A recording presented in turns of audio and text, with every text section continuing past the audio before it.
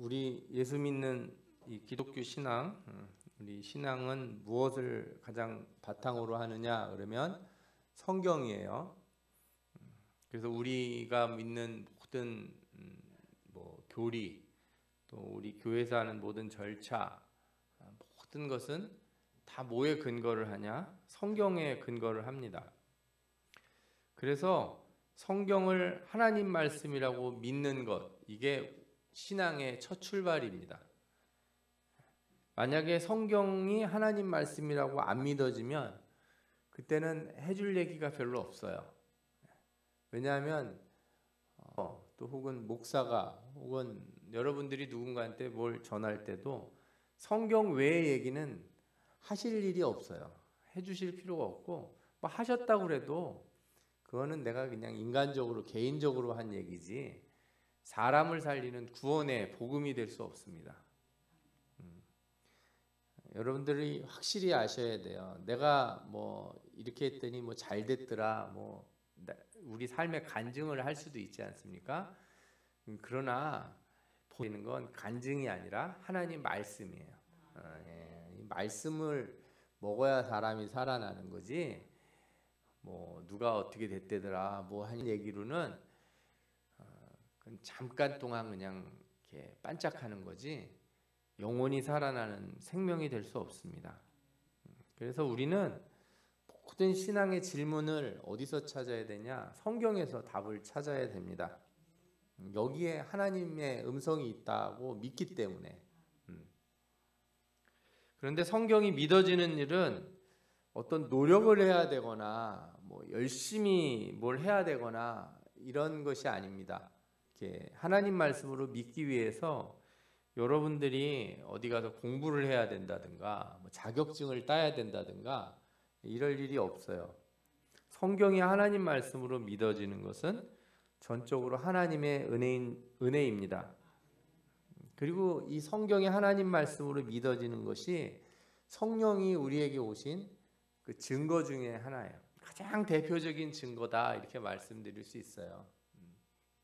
그래서 이 사람이 성령이 임한 사람인가, 구원받은 사람인가 이렇게 물을 수 있는 거죠. 성령이 임했다면 그 사람이 뭐라고 고백하는지 보면 성경이 하나님의 말씀이다 이렇게 고백을 하고 예수 그리스도가 나를 위해 죽으시고 부활하시고 다시 오실 것이다 이런 고백을 하는 사람들입니다. 우리가 이렇게 예배 때마다 사도신경을 이렇게 읽지 않습니까? 외우죠. 신경을 뭐라고 부릅니까? 신앙 고백이라고 합니다. 왜 신앙 고백이라고 할까요? 성경의 내용을 요약해 놨기 때문에 그래요. 사도신경이 무슨 특별한 내용이 있는 게 아니고 사도신경에는 성경의 말씀이 녹아져 있는 거예요. 그래서 성경을 통해서 신앙을 고백한다 그런 의미에서 우리가 사도신경 외우는 겁니다. 오늘 성경에 보면은 이제 베드로가 성령을 받고 예수님 말씀대로 이제 증인이 되는 일이 나타납니다. 오순절 성령의 불이 임했고 많은 사람들 앞에서 각 사람들이 오라의 말로다가 복음을 전할 수 있는 그런 특별한 능력도 받기도 합니다. 그래서 베드로가 이제 예루살렘에 모인 여러 사람들, 그 다음에 이방인들, 개종한 이방인들이죠. 이 사람들 앞에 설교를 하게 돼요. 첫 설교가 나옵니다.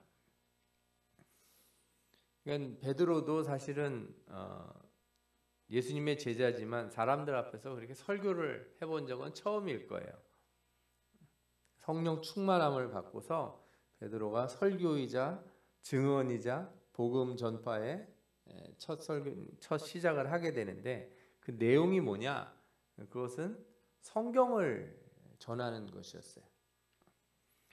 그는 성경에서 증거를 찾고 성경을 통해서 예수 그리스도를 증언하고 성경을 통해서 지금까지 일어난 모든 일이 하나님의 뜻인 것을 선포했습니다.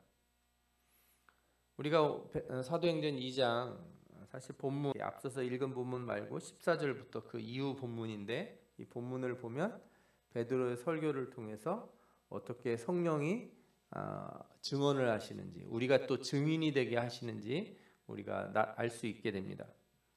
베드로가 사람들 앞에서 성령을 받고서 가장 처음에 예수 그리스도를 증언할 때 어떻게 증언을 하냐 하면 예수 그리스도를 증언한다, 이렇게 말을 합니다. 2장 25절부터 한번 볼까요? 2장 25절부터 보면은 어떤 말씀이 나오냐면, 다윗이 그를 가리켜 이르되 내가 항상 내 앞에 계신 주를 배웠으며 나로 요동하지 않게 하기 위하여 그가 내 우편에 계시도다. 그러므로 내 마음이 기뻐하였고 내 혀도 즐거워하였으며 육체도 희망에 거하리니 이는 내 영혼을 음부에 버리지 아니하시며 주의 거룩한 자로 썩음을 당하지 않게 하실 것이미로다. 주께서 생명의 길을 내게 보이셨으니 주 앞에서 내게 기쁨이 충만하게 하시리로다 하였으므로, 이 베드로가 말씀한 내용이 뭐냐면 시편 16편 8절 이하의 말씀을 읽은 거예요. 어떤 의미인지 해석을 합니다. 30절부터 나오는데 이렇게 나옵니다. 그는 선지자라. 여기서 말하는 그는 다윗이죠. 다윗이 시를 썼는데 그 시가 그냥 쓴 시가 아니라 예언의 시라는 거예요. 선지자로서 하나님이 이미 맹세하사 그 자손 중에서 한 사람을 그 위에 앉게 하리라 하심을 알고 미리 본고로 그리스도의 부활을 말하되 그가 음부의 버림이 되지 않고 그의 육신이 썩음을 당하지 아니하시리라 하였더니, 그러니까 성령이 임하니까 구약 성경에 나와 있는 글들이 예수 그리스도를 증언한다는 것을 알게 돼요. 그걸 깨닫게 되는 겁니다. 이처럼 성경에는 예수 그리스도의 오실 것과 그가 우리를 위해 고난을 받으시고 또 죽고 부활하실 것이 나타나 있습니다. 문제는 뭐냐 하면 이게 그냥 읽으면 잘 안 보인다는 거예요. 성경을 아무리 읽어도 여기는 뭐 아브라함 얘기 나오고 이삭 얘기 나오고 뭐 이런 얘기가 나오죠. 모세 얘기 나오고 또 레위기 막 이렇게 지나고 제사 얘기만 잔뜩 나오고 그러는데 거기에 예수님 얘기가 어디 있는가 이렇게 생각하실 수 있어요. 그러나 성령이 오시면 우리가 읽은 말씀 안에 예수 그리스도가 있다는 걸 알게 됩니다. 이게 성령이 오신 가장 큰 특징이에요. 성령이 온 사람은 모세가 사람들을 이끌고 홍해바다를 건너가는 것을 뭐를 보게 돼요? 아, 이게 세례를 받은 것이구나, 물로. 그리고 시내산에서 계명을 받은 일, 말씀을 받은 일, 아, 이거와 대칭되는 일이 오순절 성령이 임하는 일이구나. 이걸 다 알게 됩니다. 이게 성령이 온 사람들의 가장 큰 특징이에요. 성경을 읽을 때 성경이 그냥 이야기로 읽히지 않고 다 예수 그리스도의 이야기로 읽혀진다는 거예요. 이것은 예수님이 계실 때도 이미 말씀하셨던 바와 같아요. 누가복음 24장 44절부터 보면 이런 말씀이 나와요. 또 이르시되 내가 너희와 함께 있을 때에 너희에게 말한 바 곧 모세의 율법과 선지자의 글과 시편에 나를 가리켜 기록된 모든 것이 이루어져야 하리라 한 말이 이것이라 하시고, 이에 그들의 마음을 열어 성경을 깨닫게 하시고. 아멘. 이미 평상시에 뭘 가리키셨냐? 다 성경을 가지고 가리키셨어요. 모세와 선지자는 구약 성경을 의미하죠. 모세는 모세의 오경, 창세기부터 출애굽기, 레위기, 민수기, 신명기까지 그걸 모세의 글이라고 그러고, 나머지 선지서 뭐 이렇게 불러요. 우리는 뭐 역사서 뭐 이렇게 나누기도 하는데 그냥 이스라엘 사람들은 모세와 선지자 그러면은 구약 성경을 의미하는 거예요. 특별히 거기를 또 언급을 하셨어요. 여기에 다 예수님의 이야기가 있다는 거예요. 그래서 사람들의 마음을 열어서 성경을 깨닫게 해주셨다 하는 말씀이 나옵니다. 또 너희가 성경에서 영생을 얻는 줄 생각하고 성경을 연구하거니와 이 성경이 곧 내게 대하여 증언한 것이라 이렇게 말씀하셨어요. 그러니까 성경을 믿는 사람이라면, 성경의 하나님 말씀을 믿는 사람이라면 여기서 반드시 누구를 발견하게 돼요? 예수 그리스도를 발견하게 돼요. 예수님을 믿고자 하는 자는 반드시 그 예수님에 대한 증언을 어디서 얻어야 되냐면 성경에서 얻어야 돼요. 다른 데서 얻으려고 그러시면 안 돼요. 다른 데서 얻는 건 다 부수적인 거예요. 보조적인 거예요. 예를 들어서 하늘의 별과 달과 이런 걸 보고 와 하나님이 계시는 것 같아 이렇게 알 수 있어요. 뭐 과학을 연구하다 보면 와 이 놀라운 일들이 있는 거 보니 이거는 정말 하나님이 아니고선 하실 수 없는 일이다 이런 거 깨달을 수 있습니다. 그러나 구원의 핵심적인 예수 그리스도의 복음의 메시지는 어디서만 얻을 수 있어요? 성경을 통해서만 얻을 수 있습니다. 여러분들은 너무 당연하게 생각하시는 것 같아요. 여기 오래 교회를 다니시고 직분도 이렇게 되시고 당연히 성경에 예수님 얘기 나오지 뭐 그런 얘기를 그렇게 하시나 그럴 수 있는데 그걸 알게 된 게 성령의 은혜라는 걸 깨달으시기 바랍니다. 그 감사해야 돼요. 야, 어떻게 나는 이 성경을 읽었는데 이 성경에 이게 예수님 얘기라는 걸 이렇게 믿어지지? 와 신기하다. 왜냐 사람들이 그걸 못 믿어요. 안 믿어요 이걸. 성경을 아무리 읽어도 모르는 사람들이 많아요. 지금도 이스라엘에 있는 유대인들은 구약입니다. 지난번 여러분들 수요 예배 때 제가 절기들을 설명하면서 현대 이스라엘에서 절기를 어떻게 지내고 있는지 다 보여드렸잖아요. 못 보신 분들은 그 유튜브에 제가 수요 예배 올려놓은 설교가 있으니까 보세요. 그 사람들 성경 읽습니다. 우리가 읽는 성경이 아니라 구약 성경만 읽죠. 뼈로 된 것. 안타깝게도 그 많은 사람들이 그렇게 성경을 읽는다고 그러는데 거기서 예수 그리스도를 발견하지 못해요. 그것이 예수 그리스도를 증언한다는 것을 몰라요. 그 이상하지 않습니까? 우리는 너무 당연하게 보이는데 그 사람들은 왜 발견하지 못할까? 이게 핵심이에요. 성령이 임하신다는 게 어떤 것인지 몰라요. 말씀이 믿어지는 거. 예수 믿을 때 그 장벽이 없는 사람들은 복받은 사람입니다. 성경을 읽을 때 꺼리낌이 없는 사람들, 뭐 이상하지 않고 뭐 예수님 얘기 믿어지는 거. 예수님이 막 5천 명을 먹이셨다 그러면 막 신나는 거예요, 막. 예? 예수님 무리를 걸으셨다는 거 보면 와 대단하다 막 이게 믿어지는 거예요. 어떤 사람은 반대죠. 에이 말도 안 돼. 뭐 이런 일이 다 있어. 그렇게 의심이 먼저 가면 이 사람은 안타까워요. 왜? 아직 성령을 받지 못했구나. 그리고 그런 분들은 다른 걸 얘기해 줄 게 없어요. 성경을 배우려고 애쓰지 마시고 먼저 뭐부터 해야 돼요? 회개하고 성령을 받아 앞에 기도해야 돼요. 예수 그리스도를 앞에 엎드려 기도해서 회개하고 성령을 받으라. 그 다음부터 성경에 여러분들 성령이 오시면 가장 큰 변화가 바로 이 하나님의 말씀이 이해되기 시작하고 이 말씀에 예수 그리스도가 나타나고 있다는 것을 깨닫게 된다는 겁니다. 아멘. 예. 그러나 어떤 분들을 또 보면은 예수님이 실존하시고 역사 속에 안 계셨다고 생각하는 사람들도 있어요. 이거는 그냥 다 소설이다. 사람이 쓴 거다. 또 사본들이 있지 않습니까? 성경에 사본들이 많이 있어요. 몇백 년 전, 뭐 1000년 전 넘게 오래된 사본들이 있는데 그 사본들이 나타나는데도 그것들을 또 무시하는 사람들도 있습니다. 그러나 저는 여러분들에게 성경을 믿는 것이 고고학적인 근거라든지 역사적인 무슨 증거물을 가지고 변호하고 싶은 마음은 없습니다. 저는 과거에 어떤 사본이 있어서 성경이 하나님 말씀이다 이렇게 믿고 싶지 않고요. 한마디로 말해서 성경이 그냥 여전히 우리 손에 이렇게 주어져 있다는 것, 이 자체가 너무 신기하다고 생각이 들어요. 우리나라도 예전에 책들이 많이 있죠. 뭐 삼국유사, 뭐 삼국사기, 뭐 이런 아주 오래된 책들이 있지 않습니까? 그보다 더 오래된 책들도 있을 거예요.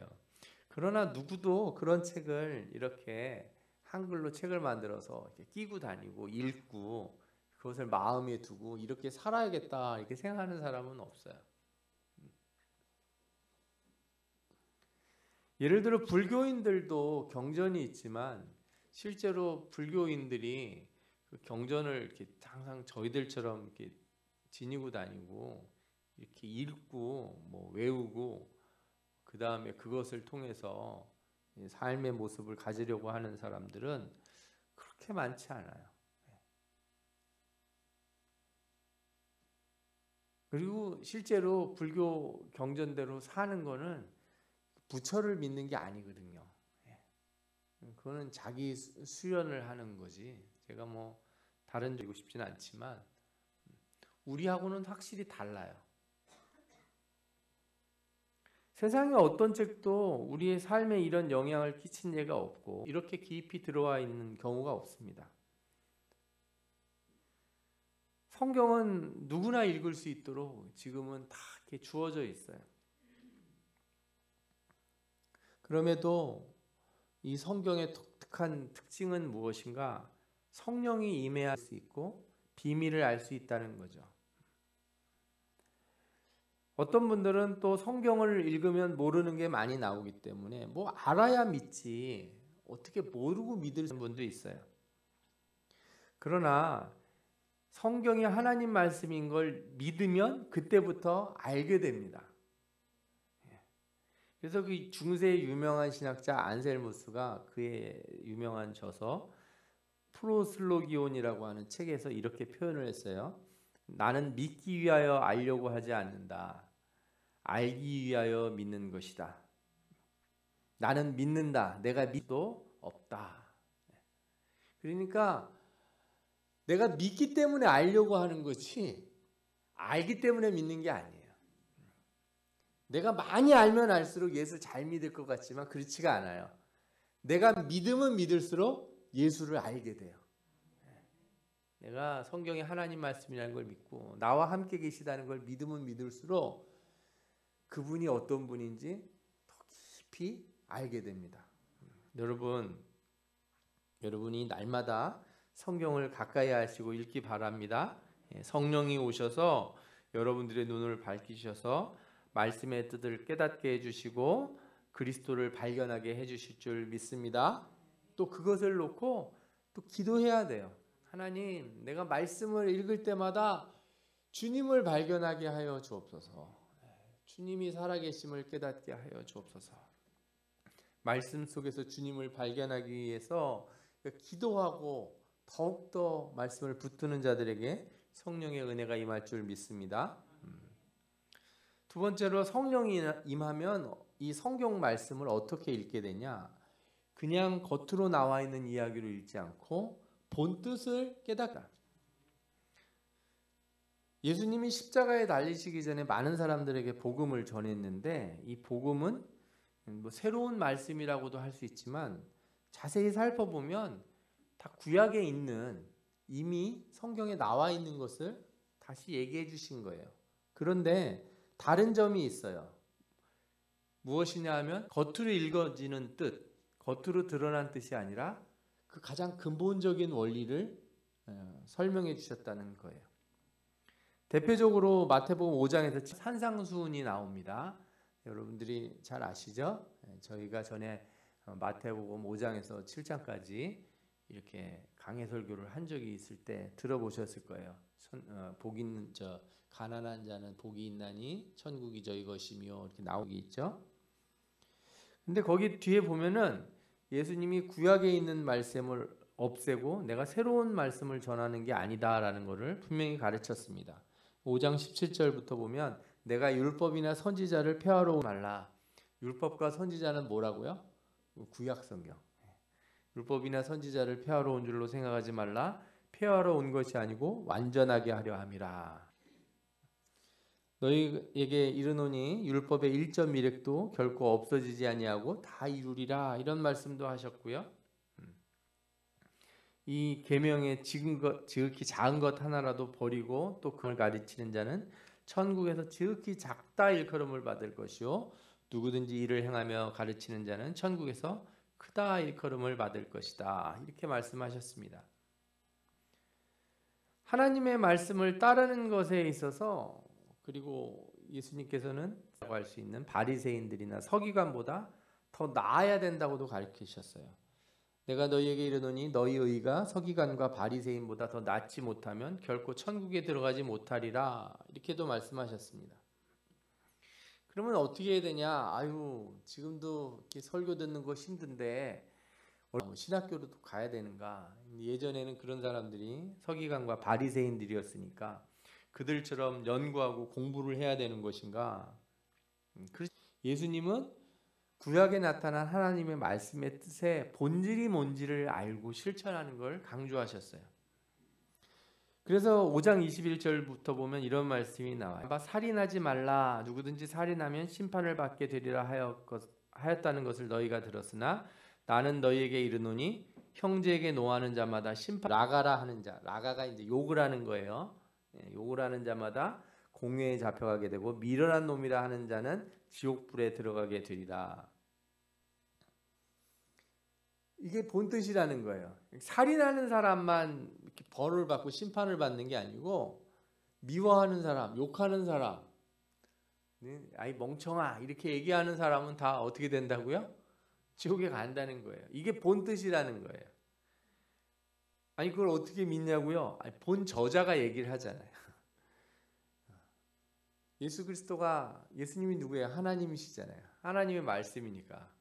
저자가 그렇다는데 그걸 안 믿고 아니라고 우기면 되겠습니까? 간음하지 말라 하는 말을 들었지만 내가 너희에게 이르노니 음욕을 품고 여자를 보는 자마다 이미 간음하였다. 내 이웃을 사랑하고 원수를 미워하라 하였다는 것을 너희가 들었으나 나는 너희에게 이르노니 너희 원수를 사랑하며 너희를 박해하는 자를 위하여 기도하라. 이게 본뜻이라는 거예요. 그래서 바리새인들이 싫어하는 거예요. 어떤 사람이 성경을 읽고 이거는 이런 뜻이야 막 말을 했는데 성경에 온 저자가 와서 그거 아니라고, 내가 그런 말을 한 게 아니라고 이렇게 얘기를 하면 받아들여야 되잖아요. 그런데 바리새인들이 안 받아들이는 거예요. 얼마나 답답하겠습니까, 예수님이. 왜 바리새인들이나 서기관들을 안 받아들이는가? 간단해요. 지금까지 자신들이 그렇게 해석을 해오면서 권위를 가졌어요. 사람들 앞에 지도자다, 선생이다 하는 소리를 들었습니다. 그런데 예수님이 그것이 아니라고 얘기하면 다 무너지게 되잖아요. 선생도 무너지는 게 두려워서 예수님을 죽이려고 했던 겁니다. 이게 성령 없이 성경을 보는 사람들의 현상이에요. 지금도 마찬가지예요. 지금도. 성령 없이 성경을 보는 사람들은 자신을 유리한 쪽으로 항상 해석하게 돼 있어요. 바른 말을 해주면 싫어해요. 성경에 있는 말씀이 그런 뜻이 아니다 이렇게 얘기하면 아니라는 거예요. 빡빡 우깁니다.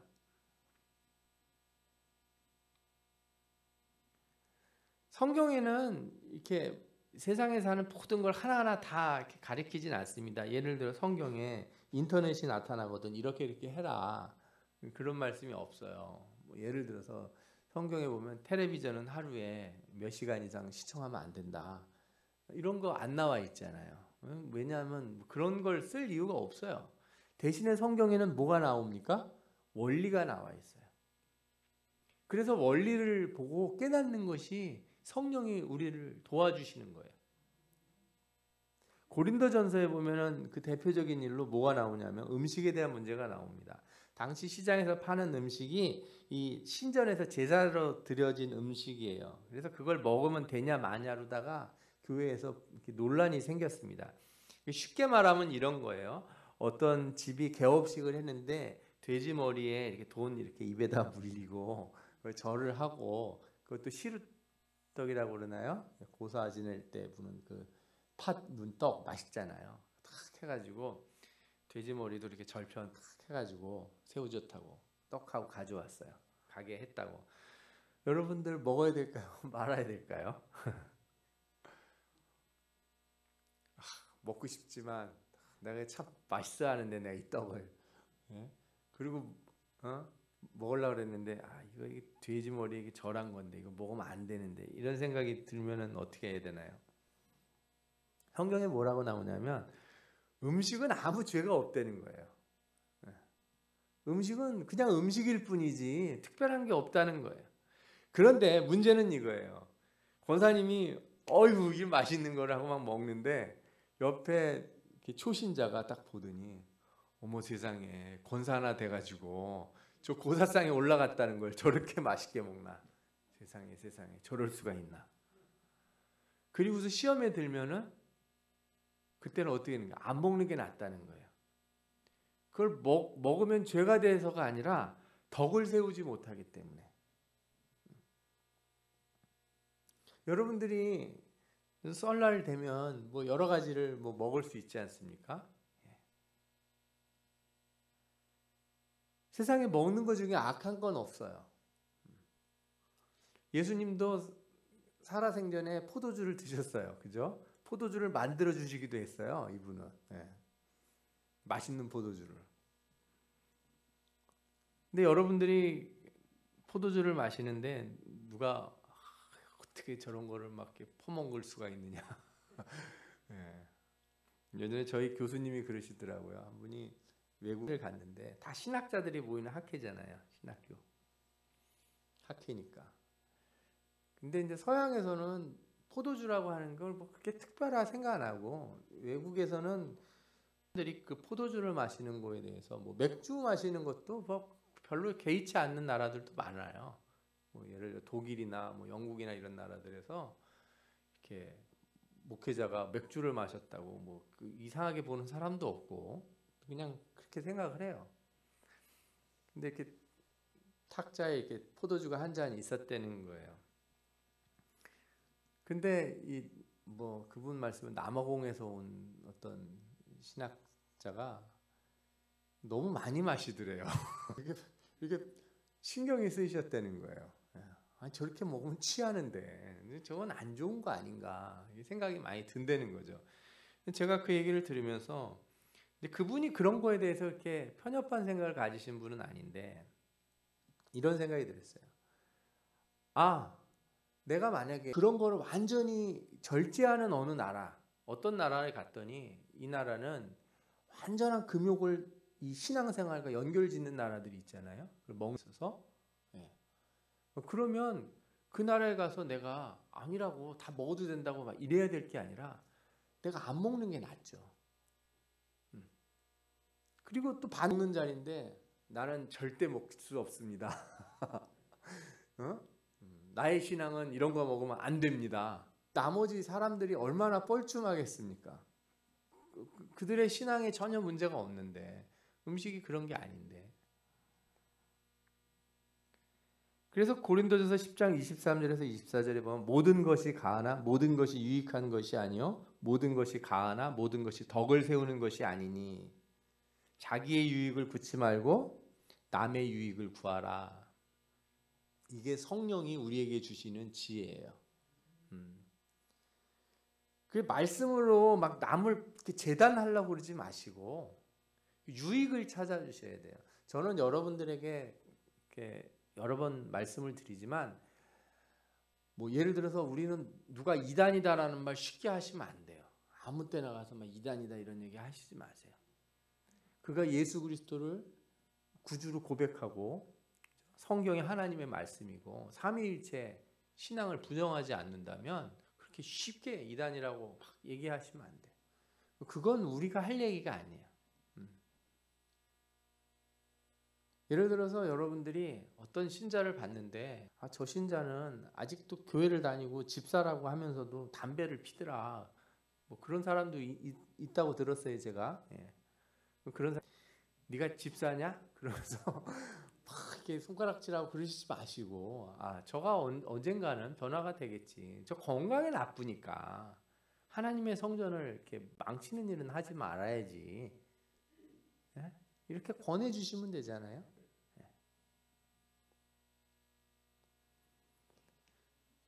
우리가 이것을 할 수 있으려면 어떻게 되냐면 성령이 우리에게 임하셔야 돼요. 성경은 아주 오래전에 쓰여진 말씀이지만 죽은 말씀이 아니에요. 옛날 얘기가 써 있는 것 같지만 지금도 살아있는 말씀입니다. 현실에 적용될 수 있는 말씀이에요. 인터넷이 나오고 컴퓨터가 발전하고 뭐 나중에 AI 돼서 로봇가 막 걸어다니고 뭐 집에서 밥도 해주고 우주로 비행선 타고서 저 화성에 뭐 신혼여행을 갔다 오고 하는 시대가 되더라도 성경은 하나님 말씀이에요.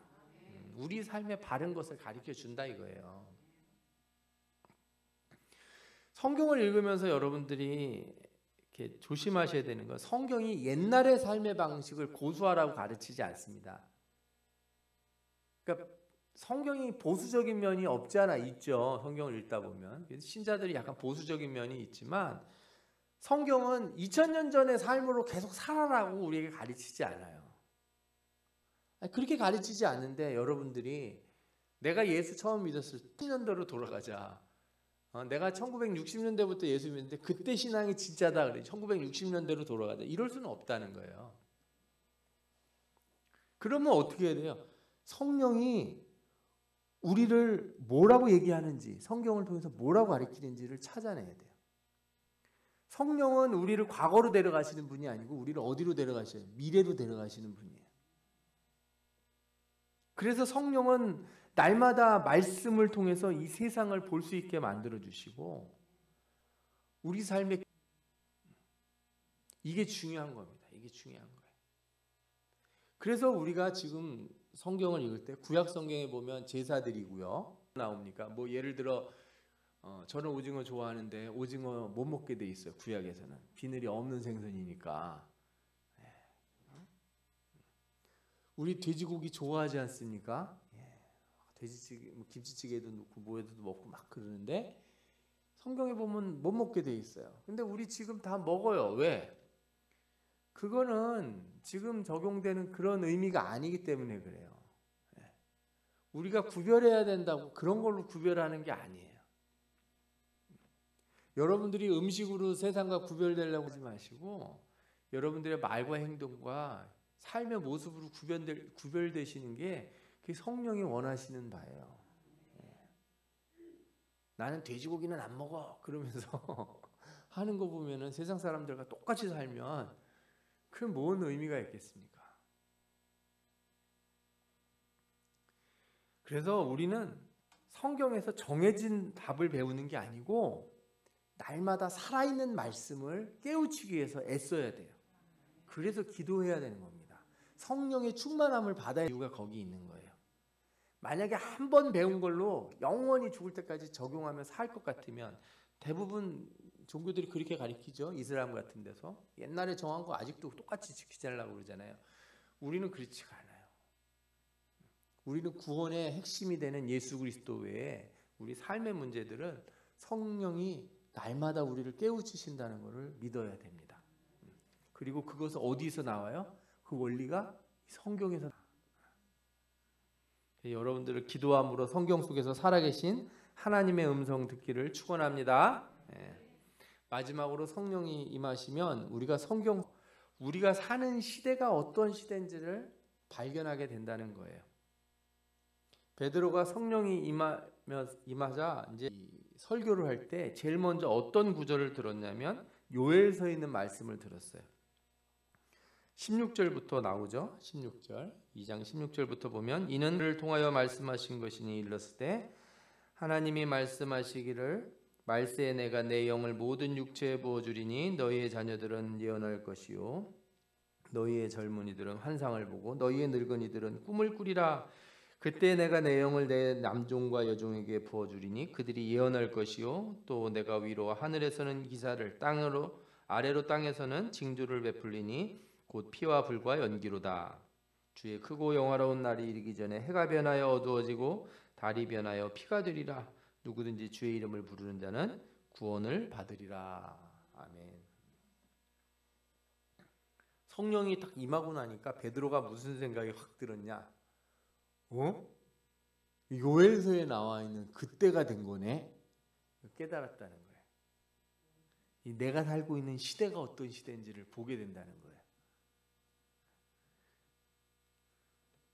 그래서 그는 이제 성령이 부어지고 이렇게 놀라운 일이 시작된 것이 곧 말세의 시작이다. 이거를 사람들 앞에 증언합니다. 이것을 좀 깊이 생각해 보실 필요가 있어요. 우리는 어떤 사람들은 이렇게 성경을 보면 뭐 돈 잘 버는 법, 부자 되는 법이 나와 있다. 성경에. 성경을 잘 읽으면 성공하는 법이 나와 있다. 그러나 저는 가장 성경을 통해서 우리가 깨달아야 될 게 있다면 내가 지금 어디에 있는가. 장소의 문제가 아니라 내가 지금 어떤 시대를 살고 있는가. 이걸 깨달아야 된다고 생각해요. 시간이 이렇게 우리 다이너마이트 같은 거 영화 같은 데 보면 시간이 착각착각 지나가지 않습니까? 그걸 이렇게 착각착각 하는 걸 들고 있으면 제일 먼저 뭐부터 봐야 돼요? 시간이 얼마나 남았는지 보고 뭐 불을 끄든지 딴 데로 던지든지 그래야 되잖아요. 신자들이 말씀을 통해서 이 세상을 깨달을 땐 그거부터 봐야 되는 거예요. 그게 안 느껴지면 어떤 사람이 되냐, 이렇게 알긴 아는데 느슨한 사람이 돼요. 지금 시간이 이렇게 착각착각 지나간다는 거를 못 느끼는 사람은 아침에 느린 느낌이 일어나게 되고 뭐 특별히 할 일이 없어요. 뭐 내일 해도 되고 오늘 해도 되고 막 이런 생각이 들어요. 참 이거 머리로 아는데 이게 마음에 안 느껴질 때가 너무 많은 일이에요.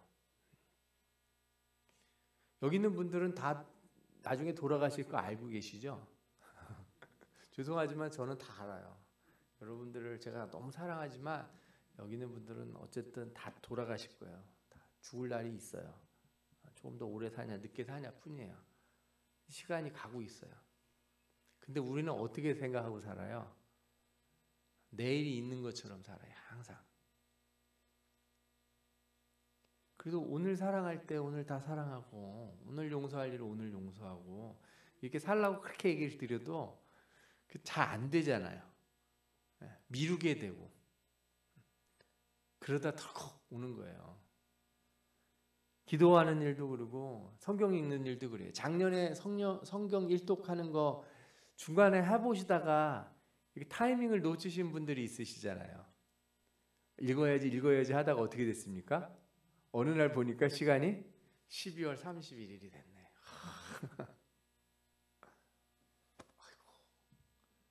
참 그거 놀라운 일이에요. 학생들 잘 생각해 봐요. 시간 금방 가요. 어느 날 온다니까. 성령이 우리에게 오셔서 해주시는 가장 저는 제일 좋은 일이 뭐냐 하여금 시대를 분간하고 깨어있게 만들어주는 거예요. 시대를 보는 눈을 갖게 해준다는 거죠. 안타깝게도 젊었을 땐 잘 이게 안 되더라고요. 나이 먹으면 먹을수록 우리가 잘 깨닫는 것 같아요.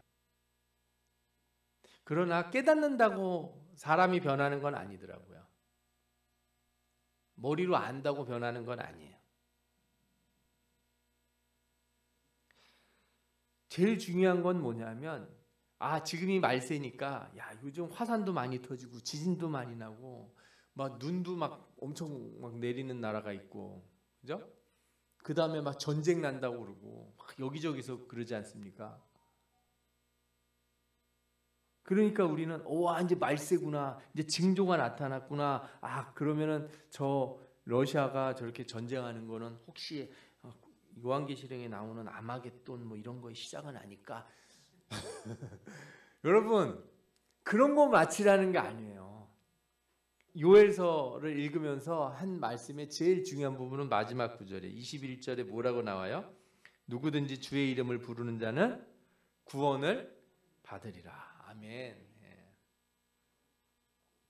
말세가 왔음을 깨달을 때 그 겁주려고 하는 것도 아니고 무슨 타이밍을 노리라는 거 아니에요.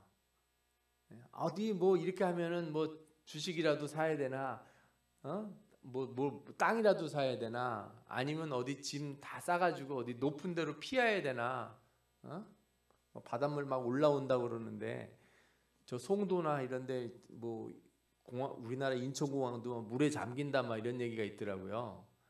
그러면 이제 우리는 저 강원도 같이 고지대로 이사를 가야 되나, 그러라는 얘기가 아니고 지금이 구원받을 때구나. 구원을 붙들어야 되겠구나. 내가 예수 그리스도의 이름을 부르고 구원을 받아야 되는구나. 그러니까 여러분들 성경의 말세 얘기 들으면서 우리가 누구에게 사람들 얘기하지 않습니까? 말세가 옵니다. 막 이런 얘기도 하고 혹은 그 말세라고 하는 게 세상의 말세도 있지만 인간 한 개인의 말세가 있잖아요. 나의 죽는 날이 있으니까. 그런 얘기하면 세상 사람들이 다 싫어하죠. 왜? 겁준다고. 우리가 하려고 하는 건 겁주는 게 아니에요. 뭔 겁을 줘요. 내가 당신들 겁을 줄 일이 뭐가 있겠어요. 뭐 받으라고? 구원을 받으라고. 아니 그렇게 겁이 나면 예수 이름 부르고 구원을 얻으면 되지. 왜 눈과 귀를 닫고 살려고 하냐고. 정말 답답한 사람들이에요. 그래서 제가 보면 신자들도 마찬가지예요. 어떤 분이 그래요. 오셔가지고 제가 이런 일이 막 있는데 이게 하나님이 저를 시험하시는 겁니까? 아니 그게 뭐가 그렇게 중요해요? 마귀가 저를 막 괴롭히고 막 흔드는 것 같습니다. 여러분들 그런 거 그렇게 신경 쓰지 않으셔도 돼요. 뭐만 하면 돼요. 예수 그리스도의 이름, 그분을 붙드는 거. 그게 중요한 거예요. 네? 어떤 분들은 어려운 일 생기면 내가 전에 무슨 죄를 지었는지, 내가 뭐 잘못한 건 없는지 그거 막 생각해서 찾으려고 그래요. 회개하는 거 물론 좋죠. 그러나 여러분들 내가 뭘 그런 걸 했다고 해서 예를 들어 뭐 그런 일이 있었으니까 가가지고 누구한테 사과를 하든지 뭐 감사원금을 드린다든지 뭐 어디 가서 무슨 봉사활동을 한다든지 그러면 이게 상세가 돼서 없어지겠구나 이런 생각하지 마시고 신앙의 본질을 찾으셔야 돼요. 고난이라고 하는 거는 내가 예수 잘 믿을 때도 있었고 안 믿을 때도 있는 거예요. 그러니까 내가 고난이 올 때 내가 예수 못 믿어서 엉망으로 신앙생활에서 온다만 이렇게 생각하실 필요도 없고, 그죠? 축복도 마찬가지예요. 그래서 예수 엉망으로 믿는 사람에게도 복이 오는 것처럼 보일 때도 있어요. 그러나 성경은 다 뭐라고 얘기하냐면 그게 진짜 복도 아니고 진짜 고난도 아니라는 거예요. 진짜 복과 고난은 어디에 있어요? 천국에 가냐 못 가냐예요. 이 땅에서 받는 축복이라는 건 다 그림자래니까. 이 땅에서 받는 고난이라는 건 다 그림자래니까요. 그건 아무것도 아닌 거예요. 그거는. 축복의 일이 있든 고난의 일이 있든 우리는 다 그것을 무슨 계기로 삼아야 돼요? 예수 그리스도를 찾는 계기로 삼아야 되는 거예요. 화산이 터져도 예수 그리스도를 붙드는 계기로 삼아야 되고 전쟁이 나도 예수 그리스도를 붙드는 계기로 삼아야 돼요. 반대로 돈이 잘 벌리고 나라가 뭐 이렇게 부흥해지고 사는 게 편해지고 그래도 다 그 계기를 뭘로 삼아야 돼요? 예수 그리스도의 이름을 부르는 계기로 삼아야 돼요. 그걸 못 찾으면 자꾸 엄한 데 신경을 씁니다. 엄한 거에. 저는 이단들이 이렇게 막 설칠 때 거기에 넘어가는 사람들을 보면 안타까울 때가 있어요. 아니 요한계시록에 뭐 이렇고 저렇고 해서 이런 게 이런 거라고 막 설명해 주면 그걸 그렇게 많이 알면 그게 예수 믿는데 그렇게 도움이 되나요? 그걸 몰라서 예수를 못 믿었던 거예요?